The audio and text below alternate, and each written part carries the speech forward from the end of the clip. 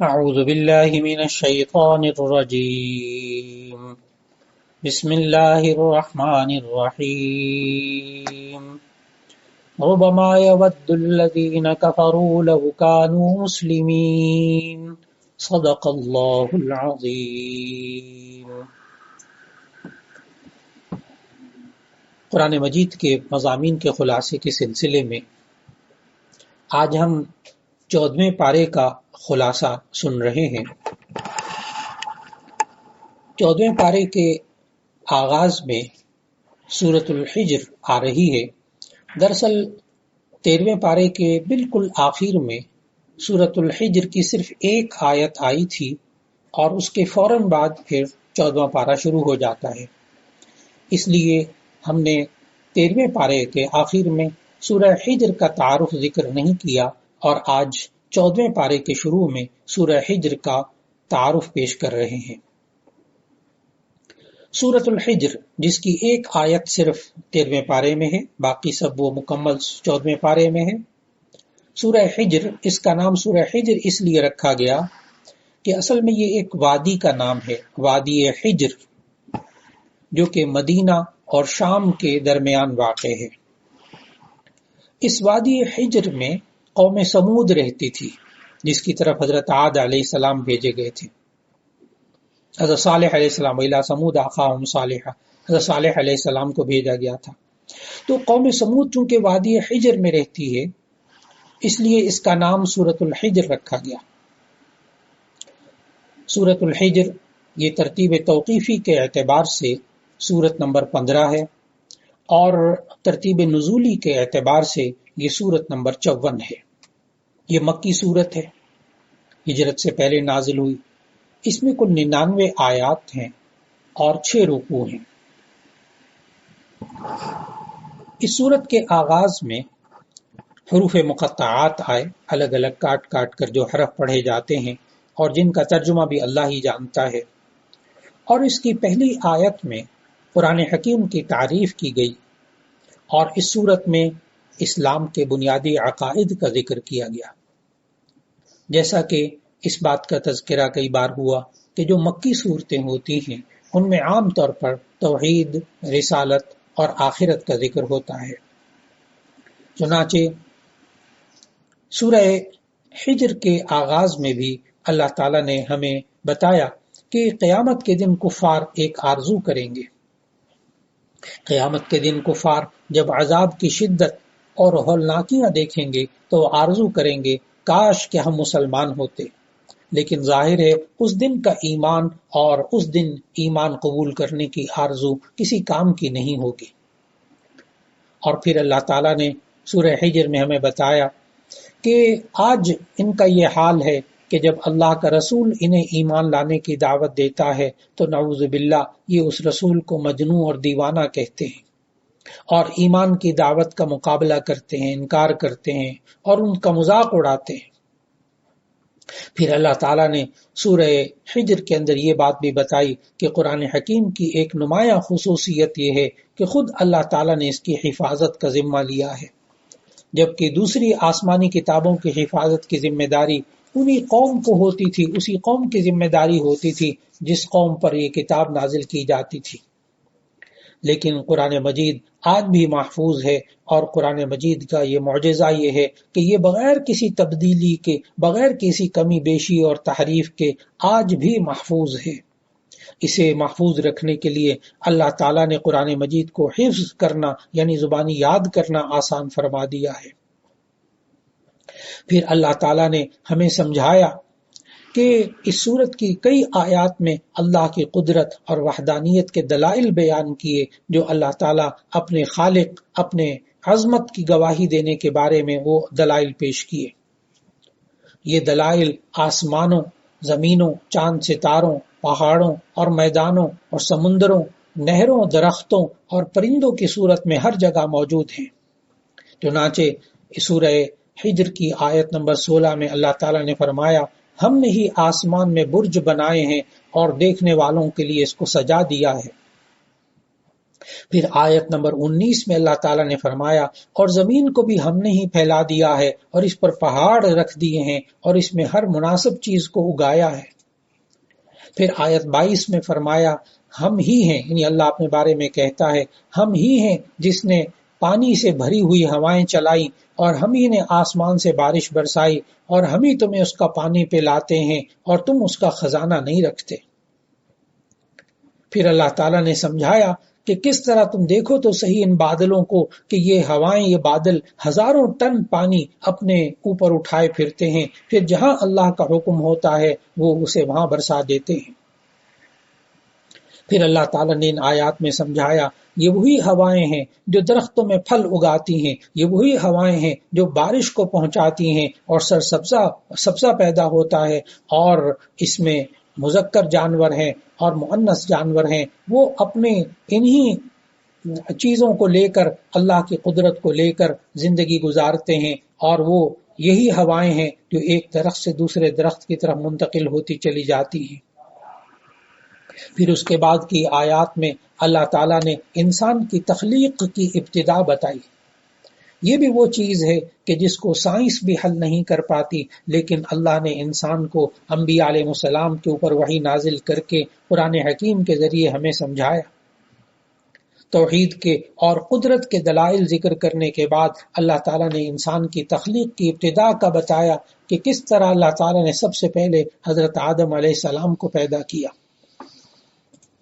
آدم علیہ السلام کی پیدائش کے بارے میں اللہ تعالیٰ نے آیات میں بتایا کہ کس طرح بے جان مٹی سے اللہ نے ایک ایسی شخصیت پیدا کر دی جو حرکت کرنے کی بھی صلاحیت رکھتی ہے، اٹھنے بیٹھنے کی بھی صلاحیت رکھتی ہے، چلنے پھرنے کی بھی صلاحیت رکھتی ہے، سوچنے سمجھنے کی صلاحیت بھی رکھتی ہے، اور جو اللہ نے یہ آگ، پانی، مٹی، ہوا جو پیدا کی ہیں، ان کو مسخر کر کے اپنے کام میں لانے کی طاقت بھی اللہ نے پیدا کی ہے۔ یقیناً وہ اللہ بڑی قدرت والا اور حکمت والا ہے۔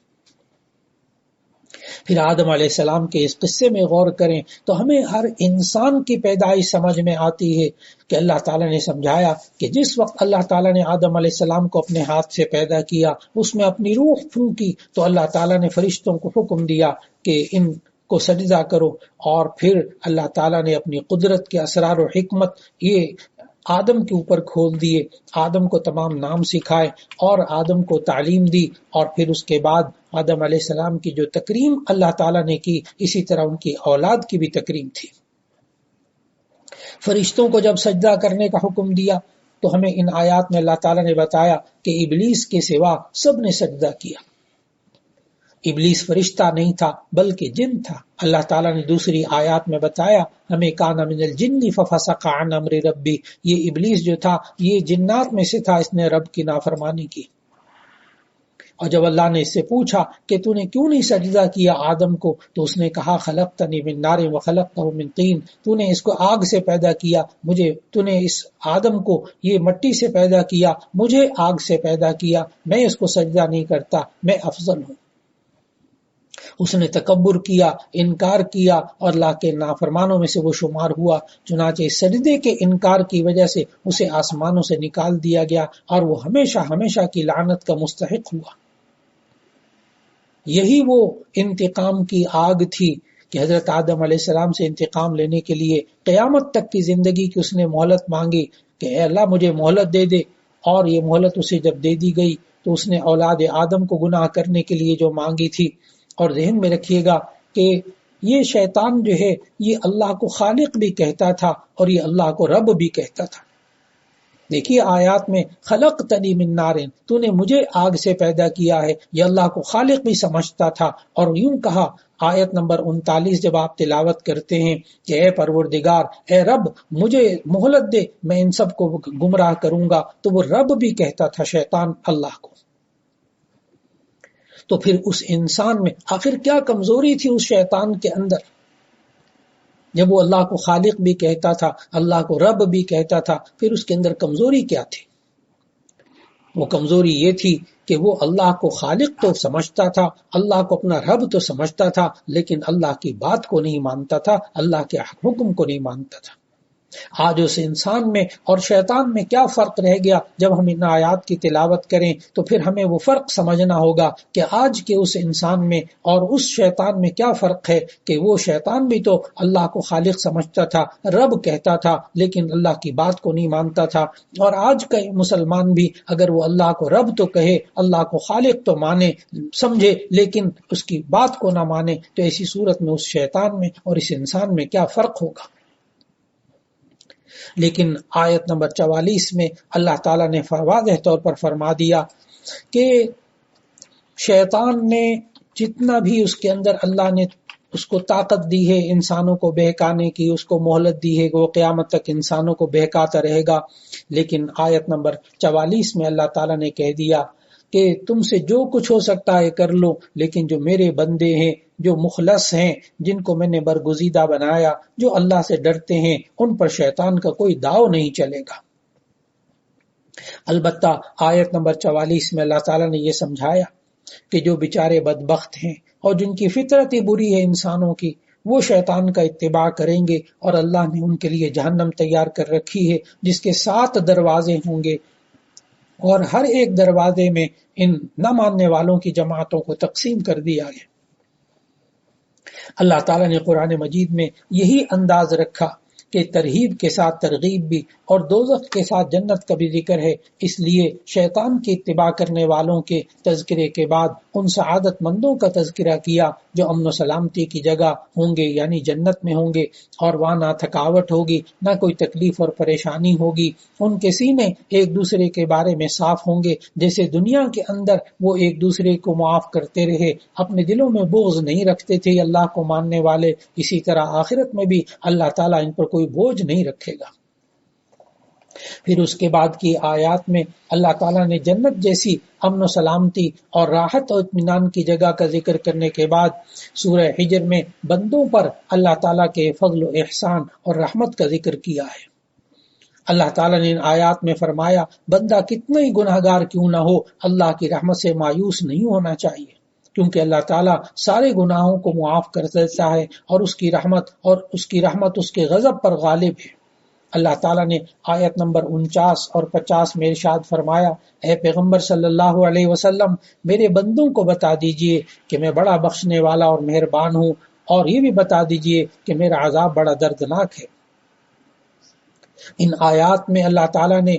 خوف اور امید دونوں کو جمع کر دیا اور بتایا کہ مومن کے دل میں اللہ کا خوف بھی ہونا چاہیے اور اس کی رحمت کی امید بھی ہونی چاہیے۔ پھر اس کے بعد اس صورت کے اندر حضرت ابراہیم علیہ السلام کے جو مہمان تھے ان کا تذکرہ کیا کہ اللہ کی رحمت اور فضل و احسان کے بعد حضرت ابراہیم علیہ السلام کے مہمانوں کا ذکر یوں کیا کہ وہ مہمان ابراہیم علیہ السلام کے پاس انسانی شکل میں جو آئے تھے وہ نورانی فرشتے تھے، اور حضرت ابراہیم علیہ السلام کو بیٹے کی خوشخبری سنانے کے لیے آئے تھے۔ بعض روایات میں آتا ہے کہ حضرت ابراہیم علیہ السلام کی 90 سال عمر تھی، اور بعض روایات میں آتا ہے کہ اس وقت 120 سال عمر تھی حضرت ابراہیم علیہ السلام کی۔ اہلیہ بھی بوڑھی تھی، بظاہر یہ بچے پیدا کرنے کی عمر بھی نہ تھی۔ اس وقت آ کر آیت نمبر 55 میں اللہ تعالیٰ نے ذکر فرمایا کہ کس طرح فرشتے آئے اور ان کو بیٹے کی خوشخبری سنائی، تو انہیں تعجب ہوا میاں بیوی کو، اور حضرت ابراہیم علیہ السلام نے فرشتوں کے سامنے بھی تعجب کا اظہار کیا، تو ان فرشتوں نے آیت نمبر 55 میں کہا ہم آپ کو سچی خوشخبری سنا رہے ہیں، آپ مایوس نہ ہوں۔ حضرت ابراہیم علیہ السلام کے سوال کرنے کا اصل میں مقصد یہ تھا کہ ہمیں بڑھاپے میں بیٹا دیا جائے گا، یا جوانی دوبارہ واپس آئے گی، یا کسی اور عورت سے میں شادی کروں گا، لیکن اللہ تعالیٰ نے حضرت ابراہیم علیہ السلام کو یہ واضح خوشخبری سنائی کہ آپ ہی کے ہاں وہ بچہ پیدا ہوگا، چنانچہ اسماعیل علیہ السلام پیدا ہوئے۔ پھر اس کے بعد اسحاق علیہ السلام بیٹے حضرت ابراہیم علیہ السلام کے ہاں پیدا ہوئے۔ تو پھر اس کے بعد اللہ تعالیٰ نے اس کے بعد کی آیات میں آیت نمبر 74 اور اس کے بعد کی آیات میں حضرت ابراہیم علیہ السلام کو خوشخبری سنا کر حضرت لوط علیہ السلام کی خدمت میں حاضر ہوئے یہ، اور ان سے درخواست کی کہ آپ اپنے گھر والوں کو ساتھ ہی لے کر راتوں رات اس بستی سے نکل جائیے۔ یہی وہ فرشتے تھے جنہوں نے حضرت ابراہیم علیہ السلام کو خوشخبری سنائی. یہی فرشتے بعد میں حضرت لوط علیہ السلام کی خدمت میں جاتے ہیں اور جا کر کہتے ہیں یہ جو بدبخت لوگ ہیں آپ کی قوم کے جو بڑے غلط گناہ میں مبتلا ہیں، آپ اپنے گھر والوں کو لے کر رات ہی کو اس بستی سے نکل جائیں.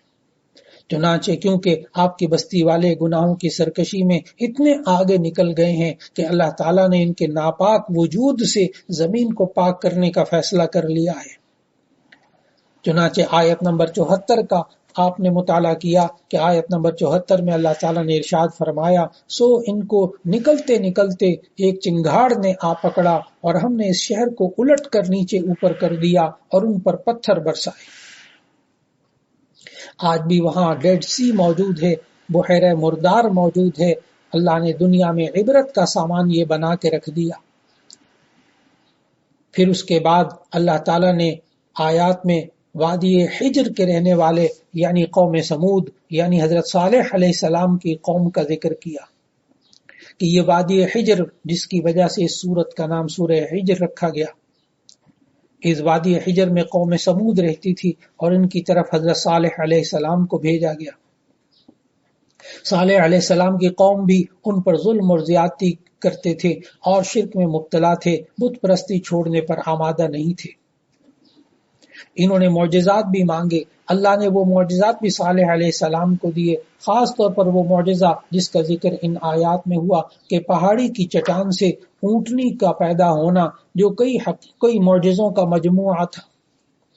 ایک تو یہ کہ ایک زندہ اونٹنی کا چٹان سے نکلنا، اور پھر نکلتے ہی اس کی ولادت کا قریب ہونا. پھر تیسری بات یہ ہے کہ اس کی جسامت بہت بڑی تھی، اور پھر چوتھی بات یہ ہے کہ اس سے بہت زیادہ دودھ حاصل ہوتا تھا.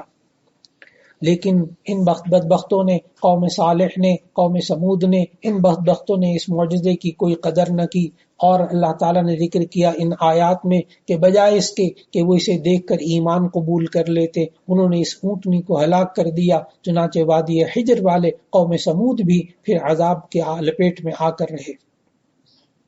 سورہ حجر کے آخری رکوع میں اللہ تعالیٰ نے قرآن کی نعمت کا ذکر کیا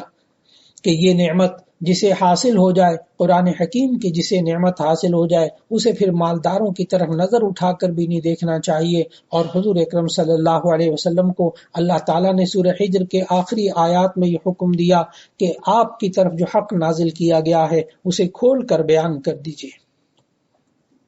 اس کے بعد 14ویں پارے میں سورہ نحل کا آغاز ہوتا ہے. سورہ نحل یہ ترتیب توقیفی کے اعتبار سے یعنی قرآن مجید کی ترتیب کے اعتبار سے سورت نمبر 16 ہے، اور نزولی ترتیب کے اعتبار سے یہ 70 نمبر سورت ہے. یہ سورہ نحل مکی سورت ہے، ہجرت سے پہلے نازل ہوئی. اس میں کل آیات 128 ہیں اور اس کے کل 16 رکوع ہیں. اس سورت کا نام روایات میں سورہ نعم بھی آیا ہے. نعم نعمت کی جمع، چونکہ آیت نمبر 18 میں اللہ تعالیٰ نے یوں فرمایا. اس صورت میں ایک تو اللہ کی نعمتوں کا ذکر ہے، اور پھر آیت نمبر 18 میں اللہ نے فرمایا سورہ نحل کی وَإِن تَعُدُّوا نِعْمَةَ اللَّهِ لَا تُحْصُوهَا، اگر تم اللہ کی نعمتوں کو شمار کرو گے تو تم اس کو شمار نہیں کر سکو گے. اس صورت کا نام سورہ نحل جو رکھا گیا، اصل میں عربی میں نحل شہد کی مکھی کو کہتے ہیں. اس صورت میں شہد کی مکھی کا ذکر آیا آیت نمبر 68 میں اور آیت نمبر 69 میں، اس لیے اس صورت کا نام سورہ نحل رکھا گیا. اللہ تعالیٰ نے اس صورت کے اندر سمجھایا شہد کی مکھی کا ذکر کرتے ہوئے کہ شہد کی مکھی بھی عام مکھیوں جیسی ایک مکھی ہے، لیکن وہ اللہ کے حکم کے مطابق اپنی پوری زندگی گزارتی ہے. اس طرح زندگی گزارتی ہے کہ انسانی عقل حیران رہ جاتی ہے. تو شہد کی مکھی کو اللہ تعالیٰ نے یوں فرمایا وَأَوْحَى رَبُّكَ إِلَى النَّحْلِ أَنِ اتَّخِذِي مِنَ الْجِبَالِ بُيُوتًا وَمِنَ الشَّجَرِ وَمِمَّا يَعْرِشُونَ ثُمَّ كُلِي مِنْ كُلِّ الثَّمَرَاتِ فَاسْلُكِي سُبُلَ رَبِّكِ ذُلُلًا يَخْرُجُ مِنْ بُطُونِهَا شَرَابٌ مُخْتَلِفٌ أَلْوَانُهُ فِيهِ شِفَاءٌ لِلنَّاسِ إِنَّ فِي ذَلِكَ لَآيَاتٍ لِقَوْمٍ يَتَفَكَّرُونَ. اللہ تعالیٰ نے ان آیات میں سمجھایا کہ اللہ تعالیٰ نے جس طرح اس مکھی کو کہا کہ چھتا اس طرح بنانا ہے کہ تم اس طرح اونچی جگہوں میں چھتا بنانا، پہاڑوں میں جا کر، یا اس میں اور ذمہ داریاں بھی تقسیم کر دیں، اور پھر ایسی صورت میں اگر یہ انسان اس شہد کی مکھی اور اس کے اندر شہد بنانے کے پورے عمل کا انسان مطالعہ کرے تو اس کا ہر عمل بڑا عجیب ہے. ان کے بنائے ہوئے جو چھتے ہوتے ہیں اس میں سے تقریباً 20,000 سے 30,000 خانے چھوٹے چھوٹے بنے ہوتے ہیں، اور یہ خانے مسدس ہوتے ہیں، 6 کنارے والے، 6 کونوں والے. اور اس میں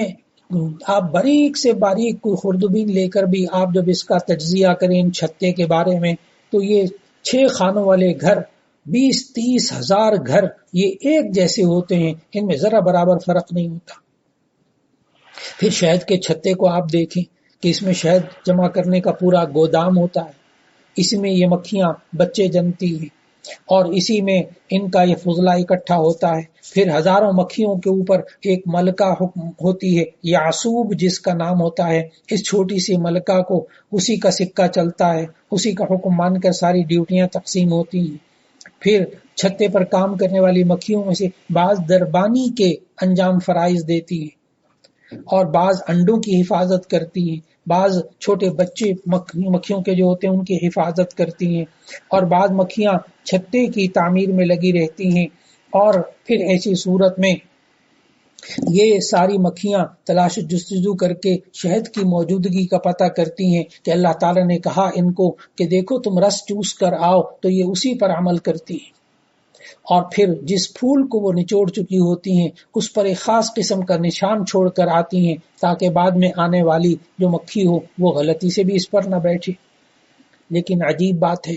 کہ اگر کوئی مکھی غلطی سے گندگی پر بیٹھ جائے یا زہریلا مواد لے کر چھتے پر آئے تو جو چیکنگ پر مامور ہوتی ہیں وہ مکھیاں وہ باہر ہی روک لیتی ہیں اور اسے اس جرم کی سزا پر اس مکھی کو قتل کر دیا جاتا ہے، مار دیا جاتا ہے.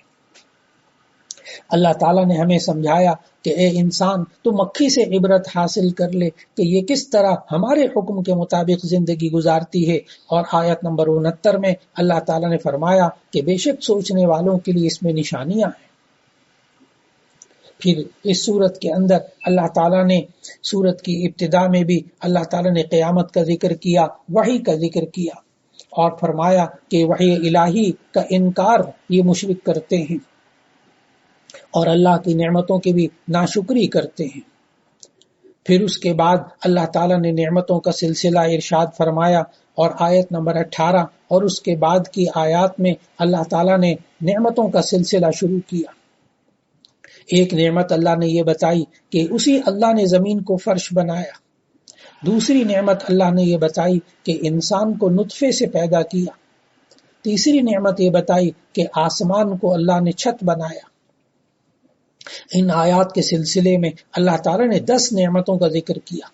ایک زمین کو فرش بنانا، دوسرا آسمان کو چھت بنانا، تیسرا انسان کو پیدا کرنا، چوتھے اللہ نے بتایا کہ جو چوپائے پیدا کیے ہیں تمہارے لیے جانور، وَالْأَنْعَامَ خَلَقَهَا لَكُمْ فِيهَا دِفْءٌ وَمَنَافِعُ مِنْهَا تَأْكُلُونَ کہ اس میں مختلف منافع بھی ہیں اور تم اس میں سے گوشت کا بھی اٹھاتے ہو اور اس سے تم بال برداری کا بھی کام لیتے ہو. اور پانچویں خوبی اللہ نے نعمتوں کی بتائی کہ یہ گھوڑے، خچر اور گدھے بھی تو اللہ نے پیدا کیے ہیں، ان سے تم بوجھ اٹھانے کا کام لیتے ہو اور یہ تمہارے لیے رونق اور زینت بھی ہے. چھٹی نعمت اللہ نے ان آیات میں بتائی کہ وہی اللہ ہے جو بارش برساتا ہے. ساتویں نعمت اللہ نے بتائی کہ پھر اسی بارش سے اللہ تعالیٰ زیتون، کھجور، انگور اور دوسرے بہت سے میوے پیدا کرتا ہے. وہی اللہ ان سے غلے بھی پیدا کرتا ہے.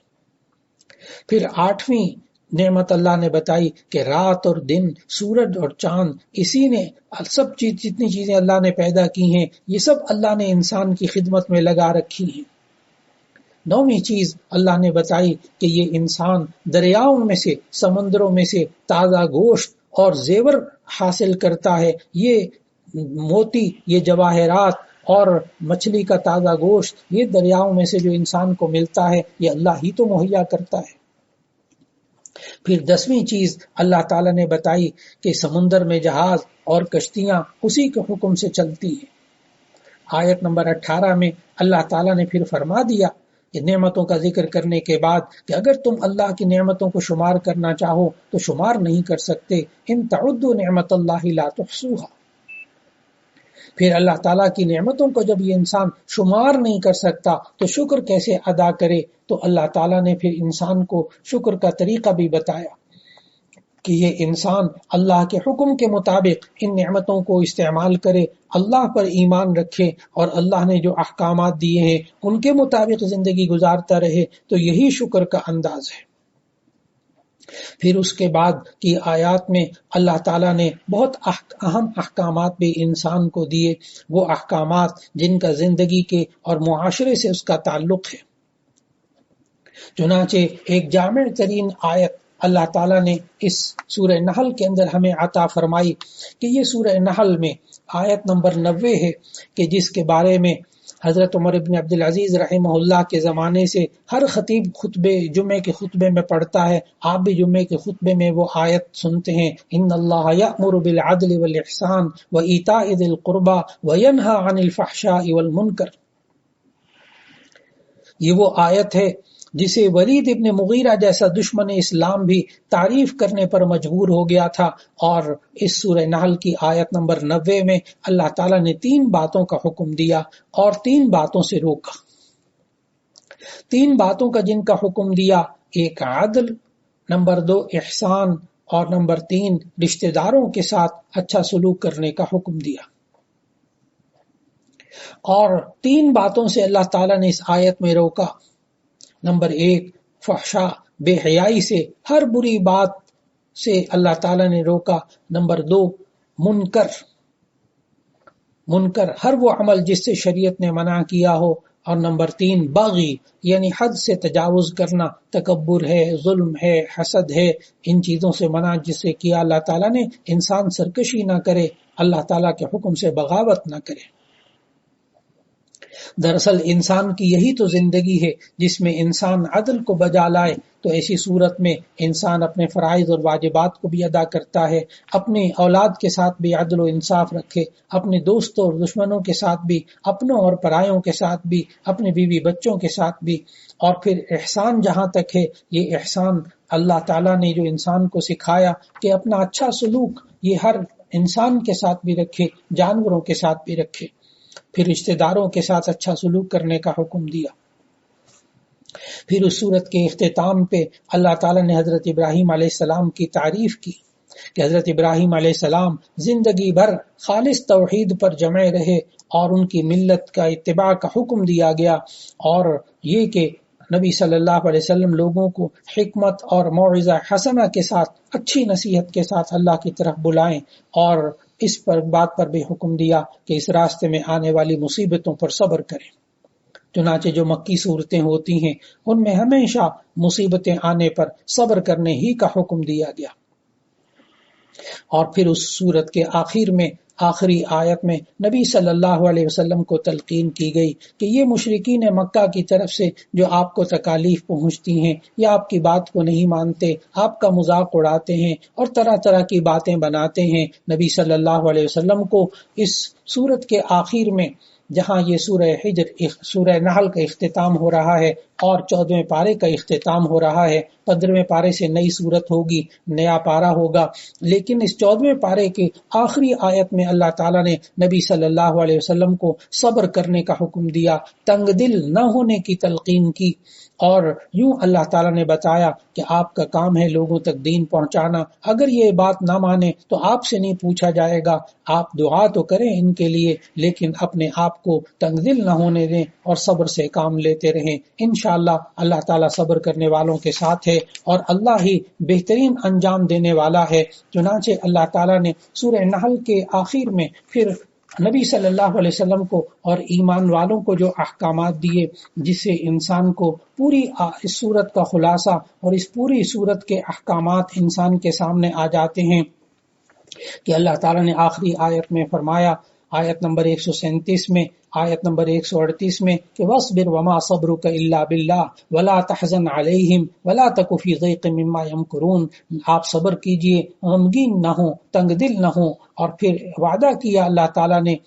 قیامت تک آنے والے انسانوں سے بھی کہ ان اللہ مع الذین اتقوا والذین هم محسنون، کہ بے شک اللہ تعالیٰ ان ایمان والوں کے ساتھ ہوتے ہیں جو تقوی اختیار کرتے ہیں، جو اللہ سے ڈرتے ہیں، والذین هم محسنون، اور وہ لوگ جو ان میں سے احسان کرنے والے ہوتے ہیں، اچھا سلوک کرنے والے ہوتے ہیں، اللہ ان کے ساتھ ہوتا ہے۔ وآخر دعوانا ان الحمد للہ رب العالمین۔